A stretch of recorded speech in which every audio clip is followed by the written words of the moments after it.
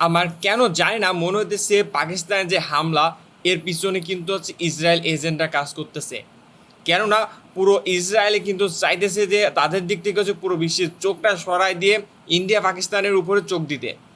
তাই হইতেছে পুরো গাজাবাসীর এই সব ধরনের যে বড় বড় তোমরা হামলা করতেছে, এবং তারা ইসরায়েলে কিন্তু হচ্ছে বলে দিয়েছে যে গাজার উপর আরও বেশি পরিমাণ অধিক পরিমাণ হচ্ছে হামলা হবে সামনে। তারা এই এজেন্ডার ক্ষেত্রে আপনারা দেখতে পাচ্ছেন যে এখন গাজার দিক থেকে কিন্তু চোখ সরায় নিয়ে কিন্তু হচ্ছে পুরো বিশ্ব মিডিয়া কিন্তু হচ্ছে এখন ইন্ডিয়া পাকিস্তান নিয়ে ব্যস্ত হয়ে গেছে। আমার কেন মনে হয় যেন হইতেছে যে এখানে কিন্তু ইসরায়েল একটা কিন্তু যোগসূত্র থাকতে পারে। এটা আমার ওপিনিয়ন।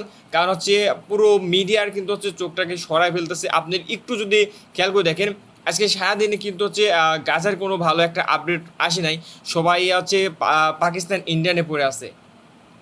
আর এটাই কিন্তু হচ্ছে একটা চালাক আর হচ্ছে যুদ্ধের এটাই কিন্তু একটা কৌশল কাজ করে। আপনারা যারা বুঝেন, যারা হচ্ছে পলিটিক্স বুঝেন তারা জানেন যে আপনার উপর থেকে যদি চোখ সরায় যায় বা মিডিয়া যদি চোখ সরায় যায়, তাহলে আপনাকে সমালোচনা হতে হবে না। আপনার কাজে আপনার যুদ্ধে কোনো হচ্ছে প্রকার বাধা বিঘ্ন হবে না। আপনি যেমন খুশি তেমন কাজ করে যেতে পারেন, একদম একদম ফাঁকে ফাঁকে। এটা যদি হচ্ছে হয়ে থাকে, সো অবশ্যই এক্ষেত্রে কিন্তু হচ্ছে ইসরায়েলি প্রফিট হবে।